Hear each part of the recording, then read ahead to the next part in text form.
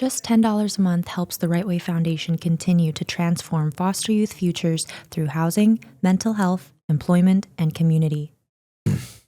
All right, folks, welcome back to RightWay Podcast, where you know our theme is 10 minutes of healing the right way, or 10 minutes of healing the right way, and then going from pain to power. We have part two of a special guest, Adrian Veliz. We want to hear more about his experience working with transition age foster youth and his point of view. So let's continue, sir. You was talking about unique situation. I think you was going into the path of it's no cookie cutter approach. Yeah, there's no cookie cutter approach, that's for sure. So, you know, what I've realized is that they have their own. I mean, we all have trauma. We all have, you know, we all have our history.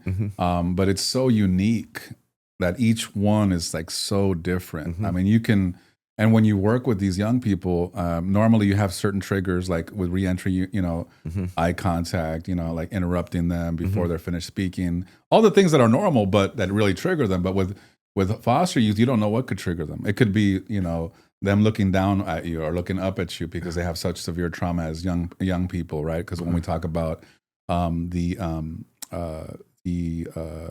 clinical side, you know, we understand that memory, like you're just looking in certain directions or certain times of the day will trigger a youth, right? Yeah, correct. And these are things I'm learning now, right? I wish I would have known these things when I was working with the justice impacted population. So that's a blessing, really, to be able to like work hand in hand with clinicians the way you've set up the way that RightWay is, because we as social workers and case managers and job developers are working hand in hand with the clinicians, and we're learning so much from each other. So the model here is amazing. And we're just trying to make it better, man. Correct. And you got to witness our model when we delivered to PBS training. We recently trained PBS staff, and Adrian was able to participate in the training and get to see it firsthand. How did you think about that? It was amazing, man. Andrea, your partner, the COO here, she's amazing. You guys have done a great job building this. And I just learned so much just from that one training. Yeah. It was like, how many? I don't even know how many hours it was. But all day, about six hours. Yeah, but it opened my eyes to so much, and I like went right back to the office and was like practicing exactly what she was sharing that day. It's amazing, man. Like how incredibly agile working with foster youth makes you. You know what I mean? It's kind of incredible. It's like, I feel like I'm being upgraded, you know what I mean? And I've done a lot, you know what I mean? And I still feel like I'm being upgraded. Not much excites me, you know what I mean? Because we've done a lot, you know what I mean? From all kinds of things. So this is really exciting to me. So awesome. Well, we hired Adrian for the audience as one of our pillars. You know, RightWay Foundation have 4 pillars: mental health, housing, community, and then employment. So Adrian is now our director of that employment pillar. So what do you see yourself bringing to RightWay with your part, your role? Well, you know, what I see is I really want to get down to a young person's interests and finding career pathways that are really aligned with their interests. Because you know, if a career is not aligned with our interests and with our passions, then it's not sustainable. You know what I mean? Correct. So we know that there's immediate needs sometimes where they need to get a job because they got to pay the bills, because I've been there. Imagine turning 18 and being handed a trash bag with your belongings and nowhere to go. For thousands of foster youth in Los Angeles County, that's reality.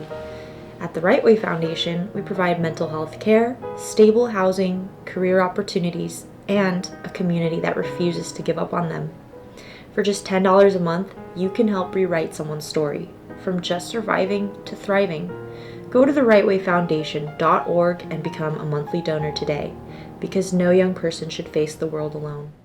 But then at the same time, if we can find them career paths and experiences and internships and pre-apprenticeships that make sense, that align with a goal, even if it's not exactly what it is, like, you know, if you want to be in the film industry, you're not going to be making films right away, but maybe you'll be on the set, cleaning things up and helping people, right? That's just the exposure.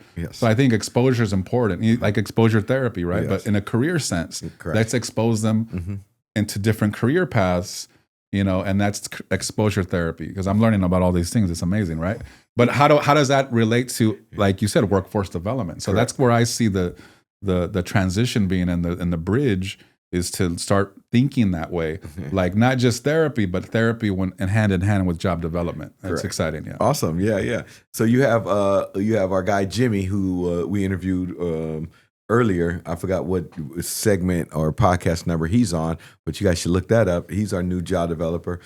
He did 36 years in prisons. Just to refresh the memory of our audience, where do you see yourself working at with him? How do you? What do you got going with our man Jimmy? You know, I love Jimmy, man. You know, when I'm talking to youth, he has the perfect. He knows, like, he looks at me and I can see him, and I know that he has something to say and he has something to add that's just perfect timing. Because sometimes we're at a loss for words. It doesn't matter who you are. Correct. You could be you could be like you could be a master of anything. You could do anything, and then all of a sudden you're lost for words. You're like, oh.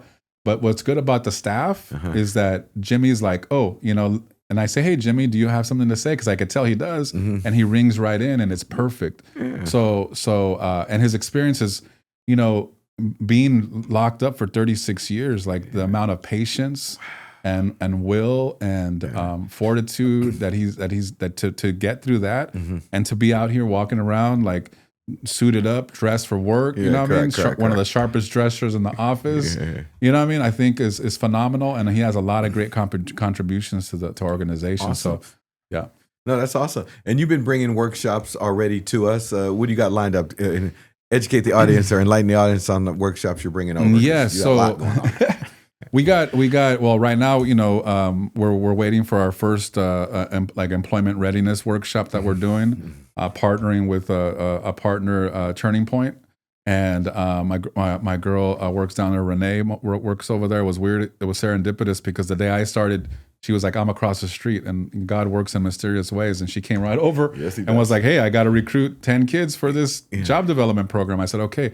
So what's interesting about that program is that, and I know we have our, debates about AI, and we have our debates about, technology, but we're going to be starting that up. And part of it is that they get stipends for accomplishing certain goals. So, in our world, we know that small accomplishments are major accomplishments for our young people, right? Yeah.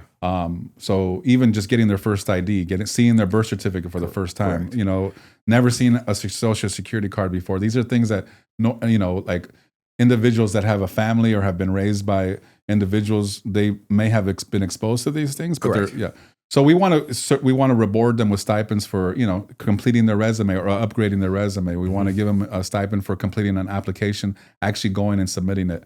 What's cool about it is that we have an AI portion where they interview, and the AI will give them feedback on how many they said, whether they express confidence or they don't express confidence. Wow. Or they'll give them feedback on how to rephrase what they're trying to say real time. Oh. So that's an integration that is kind of interesting to me. So we'll see how it goes. I want to go through that. And let's put our COO.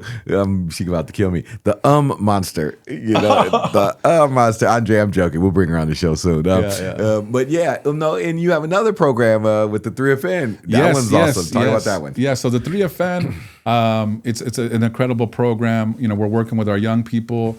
To have youth-led initiatives. They've actually named themselves Voices of Youth, which coincidentally is the acronym is VOY. VOY in Spanish is like to go. So like we're going somewhere positive, right? So that's pretty that's really a really great program. So they're going to be able to create their own billboard. They're going to create their own educational kit that will be used and replicated to go out and educate younger people about the consequences and not only like the consequences historically with substance abuse, but biologically how it affects you while you're developing. And they want to go out and educate local schools, organizations, and do that. So that's their first initiative, and that's youth-led. Nice. So, yeah. And talk about the pay. What do they get? I was like, they get paid better than I do, man. So they come for, I think, 2 hours and get paid $250 a session. So $250 a session. So and then and so they're showing up. Yeah, they're showing up on time. Yeah. So that's amazing, right? Like, where can you go and spend 2 hours and get $250 if you're not like a high level consultant, correct, or lawyer even? Yeah, correct. So correct. And they get food. And they get give 'em fed, dinner, and yeah. in some cases they get a ride home. Yes, yeah. We take care of them. Yeah, but no, I want to thank you, Adrian. It's a blessing bringing you on board. Andrea is excited about you working with us. Even all of our development staff, Heidi and them, everyone's like, thank God, because this has been a leg we have been missing off our chair. And and I give the audience an example. You have a chair with 4 legs, and if you're missing or one of those legs isn't sturdy, it's going to be a horrible chair.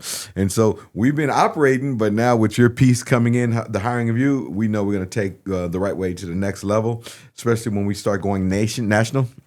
So I'm going to let you close it out, brother. What do you want to say to the audience? Hey, I just want to say, if you haven't, if you're trying to find a way to give back.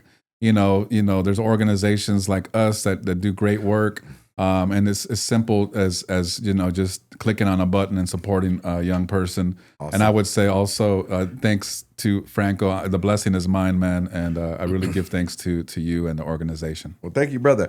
So please, people, tune in next week where we have another awesome guest. Where our theme is to go from pain to power. On behalf of all the foster youth we serve in LA County, I want to say peace. God bless. We're out.